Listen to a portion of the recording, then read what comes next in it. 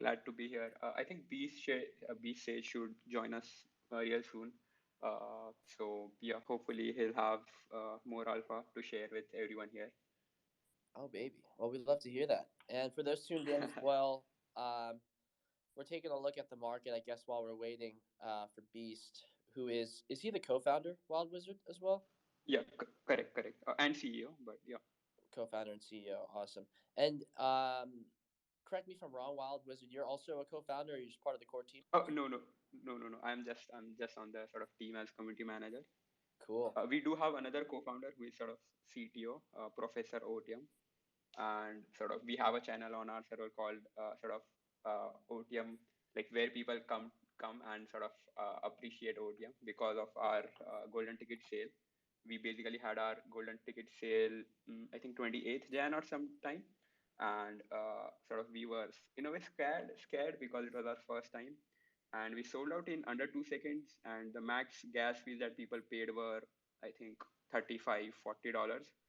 No Wow. bots minted, no bots minted. Yeah, it was a very strict process where you had to be on our server, you had to log in via Discord, Mm-hmm. and the like one sort of wizardry that Professor Ochim did was if you try to mint via the contract, you basically got tracked. And we had a very specific comment in our code where we sort of mentioned that if you try to F us, we'll F you back, sort of. And so basically, I think there were 13 or 14 bots that tried minting and they paid the, I think, 0.15 Ethereum and got nothing back. So yeah, fun times. Wow. Wow. Yeah. Interesting. Yeah, so that's like a new, I mean, when it comes to contracts and exploits, I mean, there's so many, far and few in between as well. Battleflies drop yesterday sort of illuminated the that exploit, and that was like a really big deal in the space, which is unfortunate to see. Um, but yeah, I think that you guys took a good approach, being proactive. I think there's it's a two-pronged conversation to have, right? But I think at the end of the day, if you're going to invest, if you're an investor, you want to invest in a team, um, make sure that team has that team is going to need resources um, to be able to execute on their vision, or like, I'm sorry if this like word is sensitive, but roadmap. That word has been thrown around, and yeah, you need investment to secure that roadmap and what you've intended to build. And I'm curious to hear what Kuroro Beast intends to build as well. I've been seeing some screenshots of the gameplay. Do y'all have any gameplay out right now? No, not yet. We are sort of planning to launch a beta for our golden ticket holders before the actual mint, so that they can actually see what they are buying into, and not just promises out there. That is one of our main sort of aims at Kuroro is that we don't sort of overpromise. We always underpromise, over deliver, and yeah, hopefully we'll sort of achieve that. I know that the space has been riddled with a lot different sort of issues lately, Okay. but yeah, we are trying to do our best, and hopefully, I think the team is pretty good. We have more than 10 or 14 sort of people working with us full time. Okay, can you guys hear me? Yeah.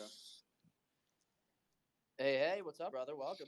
Yeah, Thank buddy. you, thank you. Yeah, I'm sorry I'm not that used to Twitter Spaces, so I didn't know that you need to access in mobile. So didn't have my headphone adapters. A whole mess. Sorry for being late, but we're here. We're here. Better late than never, baby. Good to have you. Yeah. Thank you for having me. What's up? Of Yeah. course. So we can sorry, brother. We could start right with introductions. I think it's you know good to see the team out here with my full team, actually, Jacob and Meg. We actually got Meg out. This is the first time she's ever done AMA with us, so y'all must be special or something, because she hasn't been coming out for me or Jacob. I'll tell you that much. Oh, thank you so much for being here, then, Meg. I feel honored. Yeah. Of course, I wouldn't miss it for the world. you're feeling honored until she tells you your project is shipping. Oh Which is my! Hopefully that doesn't happen then. I'll try my best. exactly, exactly. Only time will tell. Only time will Yeah, tell. that's true. That's true. Oh man, no, I'm really excited to have my full team here, and also you guys as well. We were kicking it a little bit prior to you joining, so thanks for tuning in. And yeah, maybe you guys can give us introductions and your contributions to the Kuroro Beasts team, and give us, a sense of what Kuroro Beast is and what y'all are building. Oh yeah, well, I am the founder of Kuroro Beasts, one of the two co-founders. I am acting as like CEO slash project lead, doing a bit of everything to be honest. Background in web development as a tech lead at a Silicon Valley startup. Left our job, me and my co-founder, we were working on the same startup to dedicate full time to Kuroro. And well, Kuroro, you can think about it as a creature capturing game, which is mainly focused about around PvP.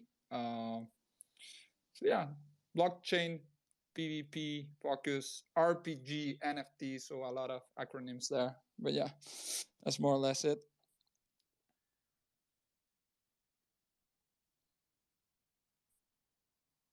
Awesome. Can you tell us a little bit about what you're building? What Kuroro Beast is in a nutshell to you, and what's inspired you to create this?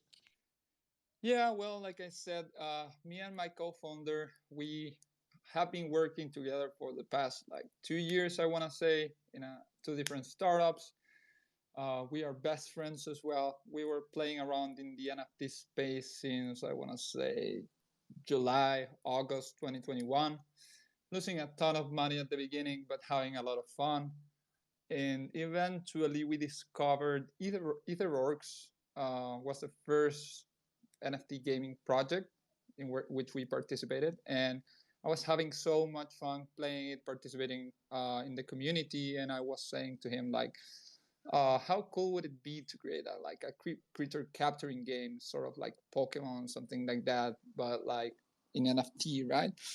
So that's where we started. We started with a very humble idea, just three main starters that mixed with three different elements, and the project started growing in scope. We got amazing artists to join the project, so they started producing more bees. Eventually, we found ourselves like having a pool of 40, 50 bees, and we were like, hey, how the fuck are we gonna balance this, right? We don't know anything about balancing like a PvP creature game with moves and whatnot, elements, stats. So we said, okay, let's find people that know how to do that, right? So we started looking at the professional Pokemon scene, which is Pokemon BGC, a game that's played professionally. They have like world tournaments and stuff. So we contacted a lot of people that were playing that professionally, and we ended up hiring three Pokemon pros, one world champion between them, who are doing the whole balancing of the elements, of the stats, of the moves, everything related to the PvP balancing side of things, right? And well, eventually the team started growing. Now we have, I want to say, 12 people full time. 10, I haven't counted. We have added like 4 people just this past week. So I want to say we have like 12 people full time, and total we're like 17, 18 participating in this project. So yeah, it's pretty exciting. I love that. I love involving, gamers in the game. I think that's super important, especially for balancing, right? You see a lot of games that get that wrong, and there's pro players who are telling them what to do, but they just don't listen for some reason. So hopefully in Web3 we can change that. Um, I would love to hear what are some of the biggest changes that you have from Pokemon or in balancing. Like, what have the players seen that hasn't worked or has worked that you're going to be implementing into your game? Yeah, great question. So, well, when we contacted these guys, we were like, okay, we know you love Pokemon.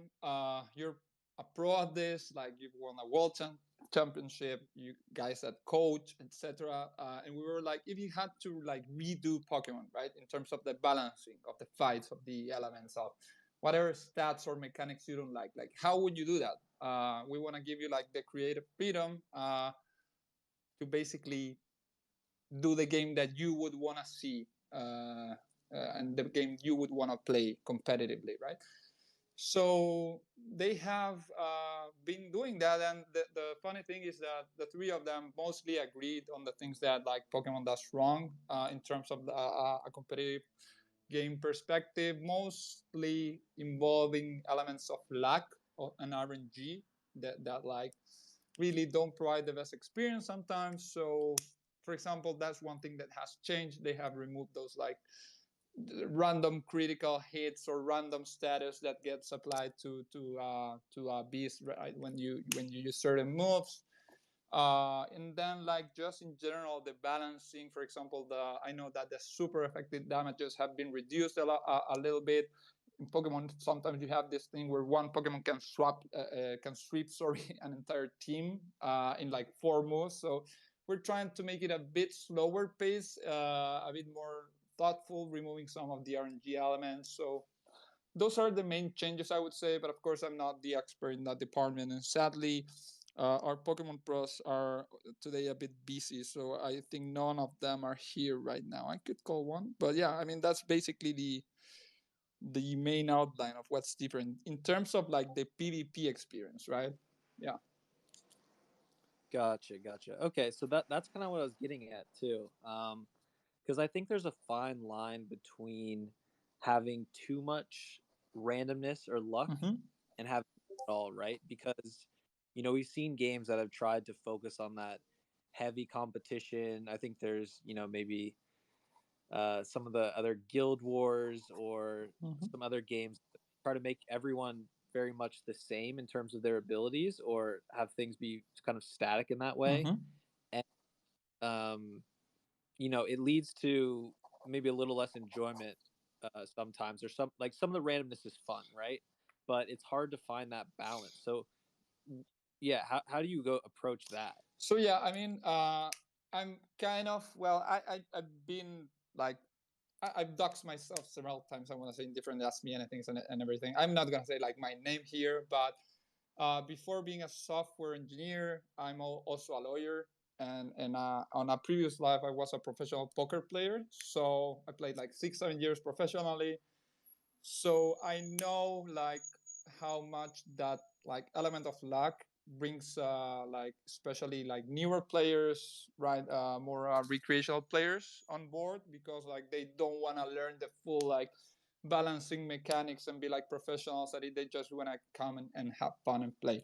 So that was something that we kept in mind while designing the game. And like, yeah, there's gonna be like basically 2 separate circuits. One is going to be like fully competitive. Everyone, like you were saying, that's a great example. Guild Wars 2, I think, has this system where you have the ability to play with variations in characters, like in-game characters. So you have different weapons, you have different abilities, you have different levels, you have different skill sets, etc. But you can also play like a competitive circuit where everyone is like on equal ground, right? So we're keeping that. We're gonna have 2 different circuits. One with has like the variations. For example, we are keeping IVs, right, from Pokemon. I don't know if you're familiar with that, but that creates randomness. It's like basically a modifier on natural stats that's randomized, so you can get like different IVs. We're calling them genetic values. So you can get like all sorts of different genetic values per stat, which will mean that your beast will be different from another beast of the same species and of the same level. And we also have trainable values. So you can train your beast in different ways, affecting the stats in different manners. You also can have different moves. So there's a lot of variation there still, right? For the like NFT, let's call it circuit, right? And then we also intend to have like one circuit which is more catered towards competitive professional players that want to play like on equal grounds and they just want to see like who's the best. So we're gonna have both things, and yeah, that's being considered in the game design basically. Awesome. Yeah, that makes me a lot more confident, especially I think with your poker background. Yeah, you clearly know how risk reward works there, and Yeah, I think that's great. I was beginning to think I was just a filthy casual and I wasn't going to make it. Me too, man. Like, I mean, Pokemon is super complicated, to be honest, and this game, like, to play it to its full extent in terms of the PvP side of things, yeah, it will be super complicated, not gonna lie. But at the same time, that's why we want to have two circuits, right? But yeah, we're not only building like a game for PvP. So PvP is like our signature move in terms that I want to say, I might be ignorant here, but I don't know of any like NFT game that has done like PvP right. We're doing like on a very professional fashion. So it's kind of our distinctive move in a way, but at the same time, we're building like a whole game experience. It's not only going to be centered around PvP, right? And we actually have some mechanics that we have not yet disclosed, which are more centered around like discovering things, and it's a mechanic that involves like discovering, and it also like creates a social dynamic, like a community mechanic, right? So we're trying to think about like all the different types of players we have. Like in traditional gaming, I want to say, I know there are 4 archetypes. So you have like the killers, which are the guys that just want to like beat other players, win, be the best in terms of like fighting, right? You have the explorer, like the guy who wants to find different like things, loopholes, like investigate the game. You have like the achiever that wants to collect rewards and feel a sense of achievement, and then you have like the socializer who wants to just have fun, talk with other players, etc. So we're considering like those 4 archetypes and trying to build a game that will make them all happy. We're kind of aiming to build an MMO in the end, right? And at the same time, I want to say blockchain has a 5th type of player, which is like the investor, right? So you have players that are playing your game and participating in your game because they have an economic incentive to do so. So we're keeping in mind all those things. That's why we have like certain bits that can reproduce, which are like more catered towards like investors. So there will be different ways of playing the game, is what I mean. Short answer. So it won't only be like catered towards people that are gonna play PvP. It's also for people that wanna breed, people that wanna discover, people that wanna just have friends, or people that wanna invest and get a good return on investment, right? Awesome. Yeah, no, that led right into the question I was going to ask. You were alluding to the other aspects outside of PvP. Are you able to go into any more depth on what those will actually be, or kind of how you progress through the game? Because if you're left to level up your beast, I'm assuming you don't really just start battling other players at the very start. Or at least the Pokemon model, really. But yeah, can you tell us more about those aspects, and then what the timeline for the release of those aspects are? Because obviously it's incredibly ambitious to, do everything at once. So how are you planning on rolling those out? So yeah, we have we are also considering that, like, I'm talking here about like our big goals, bigger objectives, right?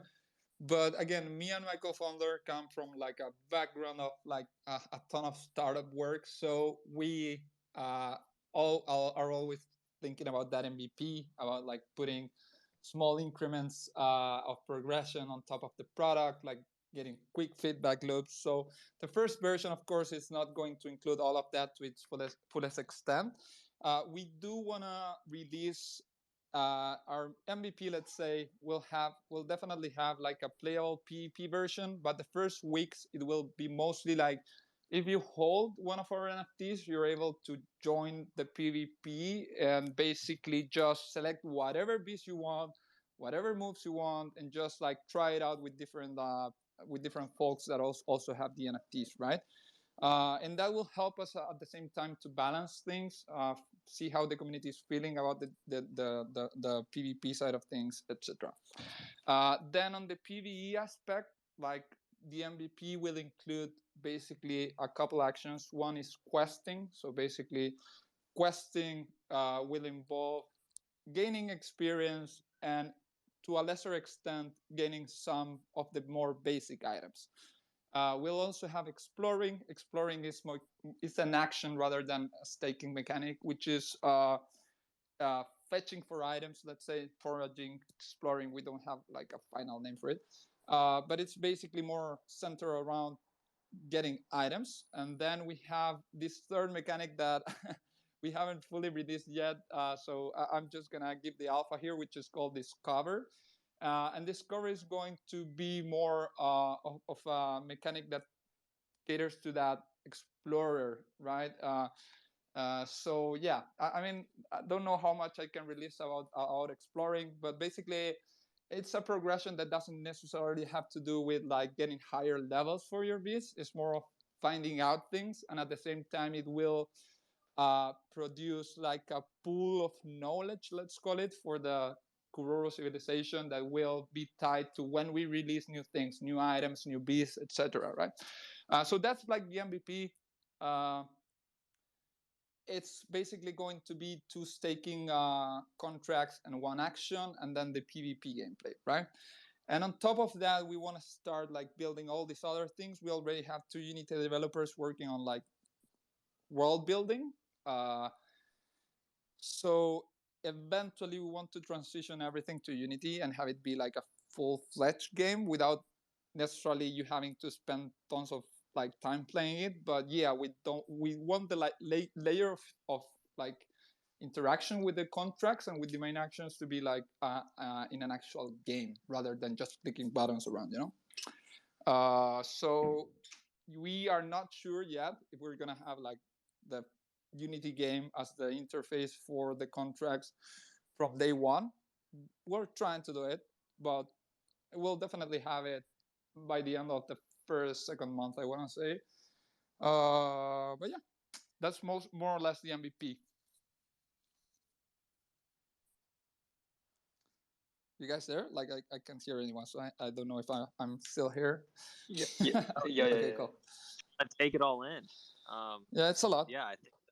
Well, that's why we have like almost 18 people working, and a lot of them full time, right? And we're even looking to hire 2 more devs now, having some interviews. So yeah, it is ambitious, but like we're going one step at a time at the same time. So yeah, That's the only way to do it. Yeah. And hearing a lot about these gold passes, and we're talking about when people will actually get access to start testing it out and playing the game. Can you tell us more about what was the idea behind those and the kind of the benefits? Yeah, so basically, again, me and my co-founder were working on the same startups, both as tech leads.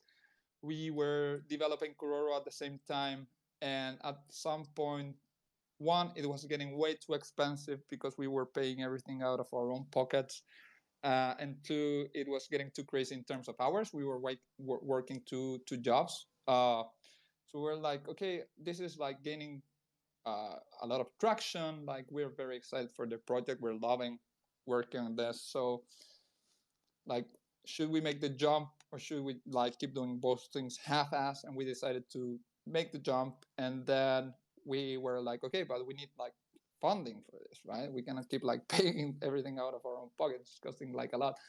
So we decided to do these golden tickets, which are meant to be like for early supporters, for early funding, right?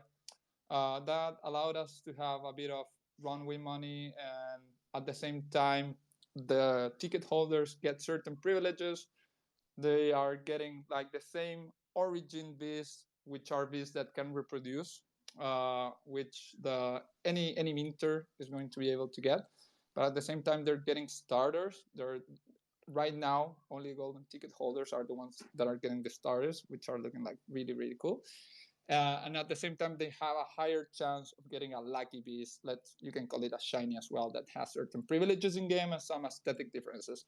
So aside from that, we've also set up an alpha / giveaway channel structure, which has like already been pretty good ROI for our ticket holders, I want to say. And yeah, I mean, we sold the tickets for 0.15, and right now they're around 0.9, 0.8 something. So yeah, that was basically the objective with the tickets, and I want to say they have been doing pretty good. People seem to like them, and yeah.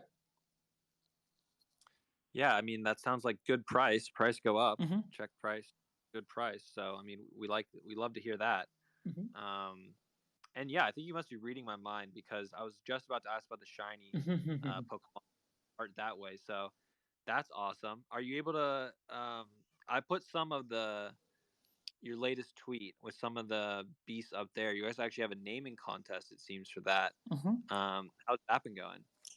Yeah, that's going well. At the beginning, we started this naming contest, I want to say like a month and a half ago. But when we were getting closer to the golden tickets, we paused them.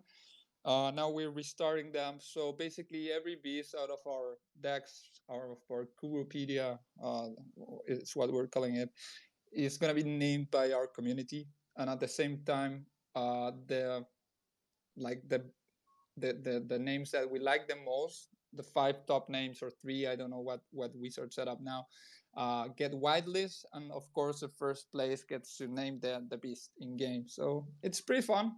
Takes a lot of time to read them all. Today I spent like probably 30 minutes going through all the names for like the last contest, but it is really fun, and I think the community also enjoys those opportunities. So yeah, it's pretty cool. Well, if you spend all the time going through it, what has been your favorite name or favorite beast so far? I mean, out of the ones that we have already named, I like. I mean, I like them all, to be honest. I am personally like the person that's selecting the names. Then I get the 10 that I like the most, and we vote them with our team. So I mean, they're all pretty cool. Mandor for the fire lizard. I love that one. I love Argos for the dog starter, which is not in these images. Koji for the monkey. I love them all. Yeah, I think they fit really well. So I mean, we get probably like 1,000 entries for every name. So there's a lot of quality names there to pick from. Yeah, I want to say like top 5 out of every beast with selected are probably like pretty good names. Yeah. Sweet, sounds good to me. Maybe I should ask this earlier, but are there evolutions to these beasts? Are there legendary beasts? Like, who's the most overpowered? How am I going to just crush people in species like? Yeah. Okay. 3 points there. So are there evolutions? Yeah, but we're deviating a bit from the concept of like evolution. So what we have actually is like every beast out of our decks has 3 stages. Like we don't have single stage beasts, 2 stage beasts, 1 stage beast. Every beast has 3 stages, and it's more tied to like the, let's say, like the age of the beast, like the stage in their life. So like in infancy, like adolescence, and then adulthood, let's say. Then you asked me another question before, like what's the best beast that I'm not remembering. Okay, whatever. Yeah, I was about the legendary. Is there legendary? Yeah. There are 3 legendary beasts for season 1. They're tied to a very interesting concept which we haven't revealed yet. We will pretty soon. The art is not done for them actually, but the stats and like the concept, yes. We're still thinking about how we're going to introduce them. Like if it's going to be a reward for winning a tournament, a reward for like being the top like discoverer, the top explorer, or like we're still figuring that one out, right? So most projects would just auction them, which is a possibility as well. But I don't know. I want to have them be something special. So yes, there are going to be legendaries. And then what's the best beast? Like to be honest, like our Pokemon pros are doing a super good job at balancing and making sure that like every 3rd stage beast is useful like for competitive play. So I'm not sure if there will be a beast that's better than others. I guess that it will shift depending on the meta. There are some beasts that will be more rare than others, right? So yeah. Awesome. I think that makes sense. Unfortunate for me, who just wants to have my beast one-shotting everyone else and feel superior that way. But no, you'll get to do that if you're playing like the let's call it in-game circuit, right? If you're playing like the competitive one, then everything's gonna be like level 50, the same IBs, everything's perfect IBs, everything's perfectly trained. So yeah. But yeah, if you're playing like the in-game version, then there's gonna be a lot of variation. So if you get to the best moves first, if you get to the highest level first, if you train your beast properly, if you're able to like have a beast with good IVs, then definitely you'll probably be one-shotting people.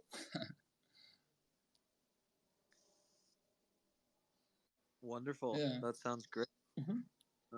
Looks like, yeah, we've been chatting up for about 40 minutes now. Do you guys want to open it up to the audience soon, or is there anything else you guys wanted to go over? No, yeah. I mean, for me, we've been in so many contexts, like different Ask Me Anything inside our server, outside that. I really don't know where the people that's listening are standing, so I think it's better if they ask questions, right? Yeah, that might be the best way to go about it. Well, let's do it. If you do have some questions, feel free to request, and we will get you up here with the founders, and they will answer your questions. I see Peerless in the audience. I'm sure he's got some questions. I know he was up here requesting earlier. Let's go.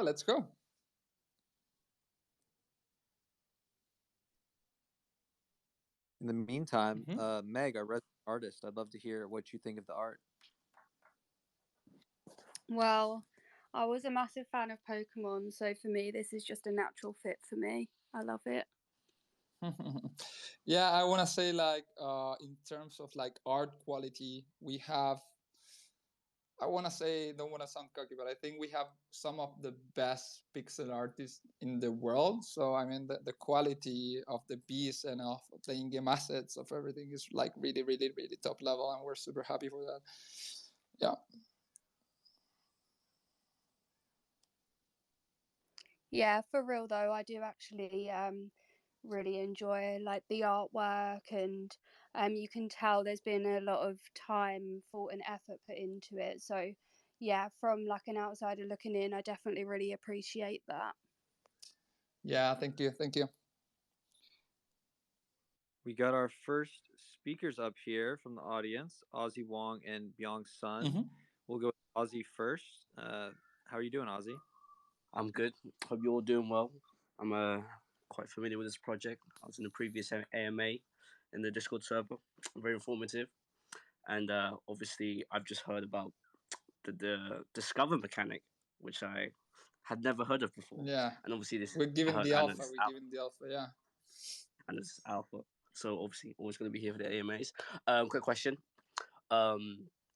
During discover phases, staking phases, and stuff like that, will I still be able to use my Kuroro Beasts for combat, or would that not be possible?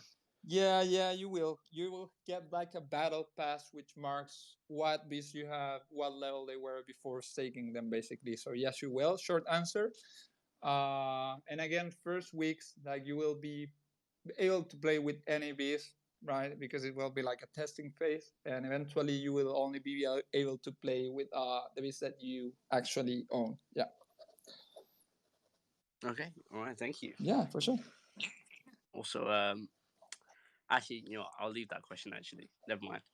But thank you very much. Thank you.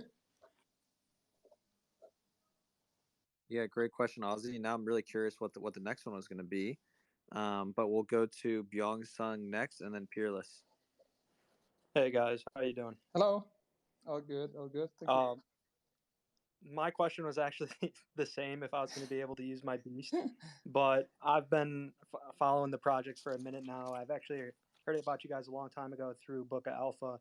So shout out to you guys. You guys are, really building a strong project here. I was just wondering, I guess, since I'm up here anyway, how many, I guess, whitelist spots are still available, because I was one of the individuals who wasn't lucky enough to get one of the golden tickets. Yeah. Thank you. Thank you so much. So right now, let me look at it. I think that we have about 1,500. 1,400 whitelist spots. So we have 740 tickets. That's like 2.2k, right? And the total supply is 6,600. So there's still like a lot of room. We'll probably have our whitelist spots be like at least 70% of the total supply. So you still have like a couple thousands of spots there that we have to fill. So ton of opportunities. So don't lose hope. And thank you so much. Yeah, no, I'm not losing hope. That sounds good to me. I'm definitely active in the Discord, so I'll see you guys there. And, thank you again. Thank you. Great question. And now we'll go to the P2E question master himself, Peerless. Thanks. Wow. Thanks for the intro, Jacob. I'm scared now. Oh I'm my god. honored. Okay. Yeah, so I had to dig through. Thank you for having me up here. So I've only been familiar with this project for like a day, but I dug in deep. I have a few questions. Hopefully, I won't make it too long here, but so I'll just dive in. Yep. As far as tokenomics concerned, you have you generate your coin per day, and then you spend that coin to mint from different pools. I like that concept instead of the kind of making it increase over time. You just kind of have different pools, which is really cool. It reminds me of either orcs and trying to, either raid early or like just wait and then raid later on. I thought that was really interesting. Just out of curiosity, minting from those different pools, will you have I think it would be interesting if you needed like a certain amount of XP in order to mint from those pools. Is that something you guys consider? Yeah, this is my super bad actually, because you're probably reading the outdated white paper, which was like a couple months ago. We're going a different way now. We call that like Ether Org's methodology for minting, kind of like, I don't know if this is standardized or not, but it race to mint, right? So you get like a progressive increment in terms of like the minting price, and you have to generate the in-game token to basically be able to mint. So yeah, basically a race to mint, who gets there first. So we took a different approach after like considering what our objectives are. So one objective is like, we want folks that play to be able to have, in average at least, because you're never going to be able to control this, but in average to have 5 to 7 beasts each when the first tournament happens, which is like 3 months after launch. So mathematically, we started calculating like at what cadence we need the 6,600 initial beasts to reproduce to get to that point, right? So in the end, like, we decided we're not gonna do like the minting pools. We're not gonna do a race to mint either. What we're gonna do is a bit more similar, let's say, to the crypto writers method, in which, like, if you have one of the origin characters, well, crypto writers, every character that gets minted afterwards is also origin, because they can recruit like from later generations and whatnot. But here, the origin beasts, which are the initial ones, right, are going to be able to reproduce like sexually, or they're going to be able to recruit, however way you want to view it, like new beasts with a certain item and with a certain amount of in-game currency. And the cadence that we're gonna have those items be produced is more or less like every 3 weeks to a month. Okay, so that's like the final methodology that we're gonna have. I'm not 100% sure if it has been talked about in our latest like Medium articles, which are kind of like the way we're releasing our white paper bit by bit, because it's a pretty large white paper. But yeah, that's basically the method that we ended up going with. Okay. Are the items required to mint gained via exploring, or a different method? Yeah, they're gained via in-game. Yes, via exploring, and I don't want to reveal like all there's some little surprises in ways that you can earn them outside exploring, but mostly exploring. Yes. Okay, so that's interesting. So you guys are gonna kind of release them slowly over time. Have you guys balanced out the uh I mean the difference between having people being able to mint consistently as long as they have enough coin versus a specific amount of time is the accumulation of the coin. You know what I'm saying? So, I mean, regardless, you don't want too much accumulation, because then the coin's worthless, right? Oh yeah, of course. I mean, for the in-game currency per se, there's gonna be many ways to help deflate it, like all the typical strategies that you see in other games. Like, well, one, we haven't really discussed economics, so I'm racing off as well here. But yeah, well, we're gonna have liquidity pools for our in-game currency. So one, you're gonna be able to trade it for like ETH or other currencies like right away as long as you're earning it. That's one way to deflate it. Then of course there's gonna be various ways of spending the currency in game that also help with the deflation, right? Currencies, From day one. currency sinks and different mechanics. Yep, of course. Okay. So yeah, a lot of thought has been put into that, and we have as part of our team one of the, I want to say, biggest tokenomics expert in crypto. So he's the Okay. mastermind behind our tokens. So yeah. Okay, cool. My next question. So is this game on layer 1? Nope, fully layer 2. It'll be fully on layer 2. Yep. Okay, cool.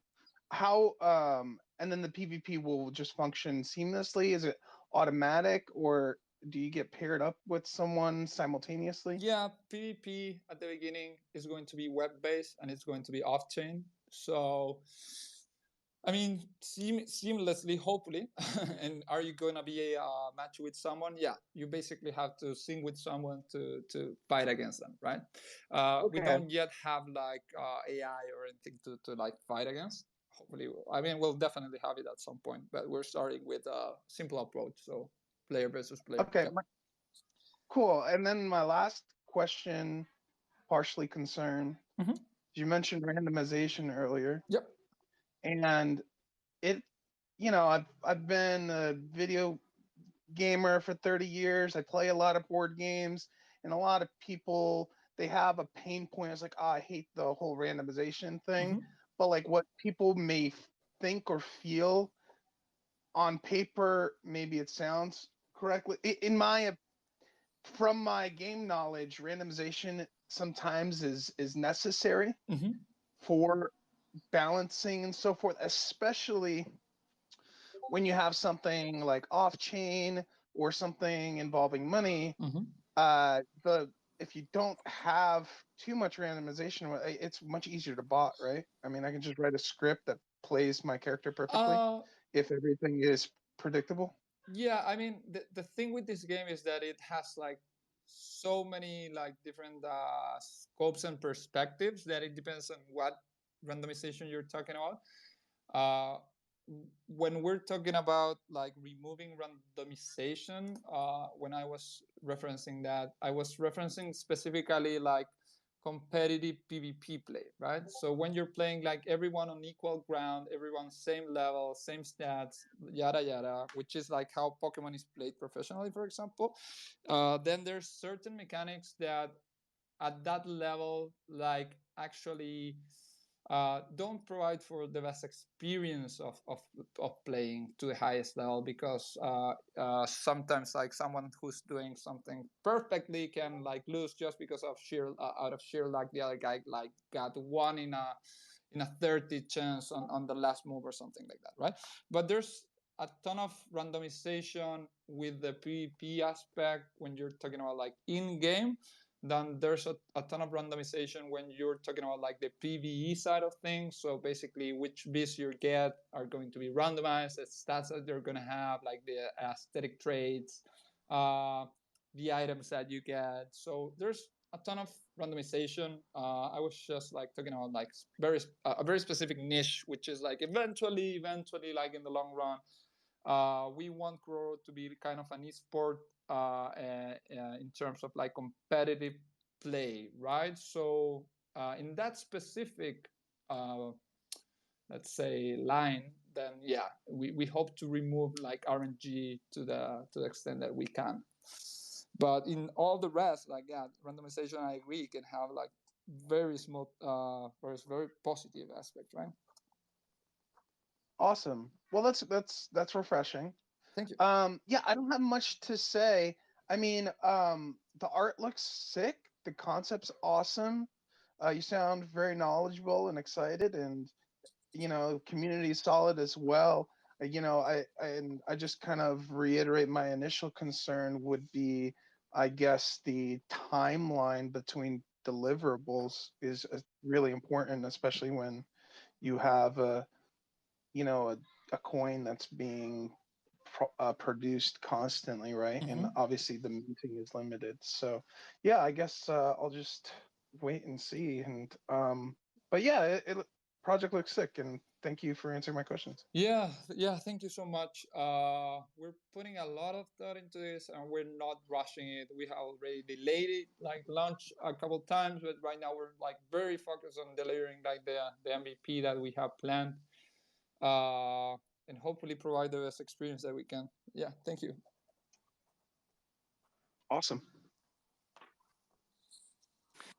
Yeah, thanks so much again for coming up, Fearless. You always have some great questions, so always a pleasure. And yeah, I mean, I don't see any other requests right now. We're coming up on the hour mark. Let's see if anyone else has any last minute questions. Speak now or forever hold your peace. Well, I wanted to ask this question. I've already asked this question previously to B Sage, but obviously, when you release the game on Unity, I'm sure the character of B Sage will be in the game as the Professor Oak character. So obviously, I wonder if being a voice actor would be on the table if enough of us could convince you. Oh my God, you don't want my voice in a game. It's so bad. Urshin here listening is the one with the sexy voice out of the team. So yeah, but yeah, we're gonna have like some very significant NPCs for the story. One is going to be the Beast Sage, of course. The other is like Professor Ocean, which is me and my co-founder. And then we'll have most of the team actually be NPCs for other aspects. So the Pokemon experts who are already also helping with the game, like the blockchain game design. They will also be different NPCs for different things. So let's say questing, exploring, discovering, PvPing, an alchemist for the items, someone for the shop. So yeah, we'll have them all somewhere. So yeah. All right, thank you. I'm still not gonna give up on that idea, but oh my God, thank you for thinking. You don't want that. Okay, thank you. I'm still gonna ask you this question every AMA. Hopefully, I'll get a yes. Thank you. Keep it coming, Ozzy. We love the persistence. Yeah, we did have one person come up to give a last minute question. Christian, give it to you. Yes, thank you for having me. So first and foremost, I mean, I've been following the project for some time now, and yeah, just love everything that I'm seeing, love everything that I'm hearing. I mean, this isn't anything super specific, right? I know that right now there's a huge focus on everything that you're looking to accomplish short term, but just curious, right? Just looking way into the future, what are your, I guess, the dreams associated for the project? No matter how intangible they might seem right now, what is the dream, I guess, end goal for all of this? Yeah, that's a great question. Thank you. So like the long-term vision is having a full-fledged MMO kind of in a top-down pixel style, and have Kuroro be a competitive esport as well, like the fighting, right? So yeah, MMO plus esport, and as well with the team, like we're fully focused on this project for the next couple of years, but we are at the same time building the basis for like a gaming studio, right? Which is like a big dream of me and my co-founder.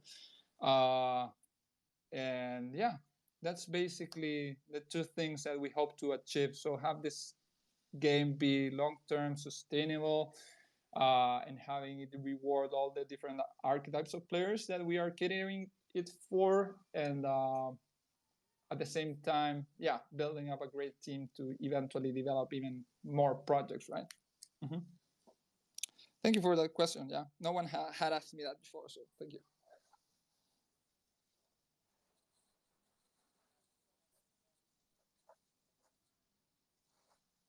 Awesome. Well, yeah, I think that looks like it's it. You did a great job answering everyone's questions and going over the project. It seems like most people are pretty familiar. So we got some experienced individuals in here, and yeah, I think we're looking forward to you hit in the next couple milestones and actually releasing hopefully soon. And is there anything else you'd like Once to leave the timer us with? runs out, it'll Yeah, thank you so much for having React me, for Jacob. Roles is one of the Love what you guys are doing in Metaverse. So excited to partner with you guys and all the cool projects that you have in your space. I think, with practice comes like mastery. So we've done a lot of these pieces, and we have also put a ton of thought in the game. I'm literally like thinking about this all day. We're meeting like a couple of times a day to like discuss mechanics, game design. So hopefully the quality shows, and hopefully you guys will be happy with the finished product. And we hope to as well release as soon as possible. So yeah, thank you so much for having us. Can't wait. It's been a pleasure, and it was great to give you guys a taste of the community as well. If you are unfamiliar with Metaverse HQ, we are one of the longest outstanding premier alpha groups in the space, and we're really focused on education and innovation. So we want to make sure that our members are as equipped as possible to take full advantage of Web3 and NFTs, whether that's trading, collecting, play to earn gaming. And we like to partner with projects such as Kuroro Beasts, who are doing an excellent job of pushing the envelope and bringing some really cool, innovative games to the space. So we love people who are making that move forward, and we're excited to be aligned with them. If you're actually looking for a position in the metaverse, we're actually hiring for some back-end dev positions, a web designer, as well as a video audio editor. So I pinned that tweet up there. If you are interested, you can reach out to the main Metaverse HQ Twitter account, and then we will follow up with you shortly. Just please send over any relevant information or previous work. Otherwise, you can check us out at mvhq.io. That's our website that'll have all our information, links, and previous partnerships. Otherwise, feel free to DM one of the speakers up here today. We're always happy to chat. Thank you so much for Kuroro Beast for your time and sharing all that beautiful alpha with us. Very excited to see what comes soon. And thanks everyone shortly. Thanks. And that's it. Cheers, fan. Okay, guys. Bye bye. Thank you. Thank you. Have a great Thursday, everybody.